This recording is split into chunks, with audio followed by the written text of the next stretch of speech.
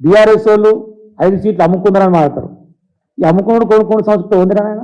అమ్ముకోవాలన్నా కొనుక్కోవాలని నీపైన సాధ్యమవుతుంది. ఓటుకు నోటు దొంగ నువ్వే కదా. ఇప్పుడు అమ్ముకున్నది కూడా నువ్వే.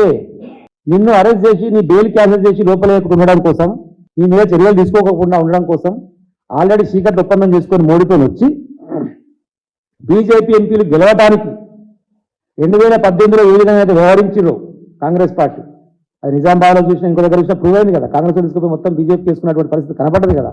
అది తిరిగి పునరావృతం చేసుకోవడంలో భాగంగానే బోడగుండ్రోడు గుడ్లు అమ్ముకుంటున్నాను తీసుకొని పాటలకు తీసుకొని అక్కడ తీసుకుపోయి మల్కాజ్గిరిలో పెట్టి ఎవరో టీచర్ నౌకరు చేసుకోవాలని సీతక్క చుట్టమని చెప్పి అవన్నీ తీసుకొని వచ్చి దోస్తో చుట్టమని చెప్పి తీసుకొని వచ్చి ఆమెకు ఎంపీ ఇచ్చి వంశీధరెడ్డి ఒడగొట్టురా అని చెప్పి మీ కాడరికి నువ్వే ఫోన్ చేసి చెప్పుకుంటా ఎవరముడు పోయినట్టు 10 రకాల పార్టీలు మారి ఏ ఎండక గొడుగు పట్టుకుంటా పొద్దుగాల ఒక మాట మాట్లాడి రేపొక మాట్లాడి తెల్లారొక మాట మాట్లాడి లంగదండ చేసేటువంటి లంగవు దొంగవు నువ్వు.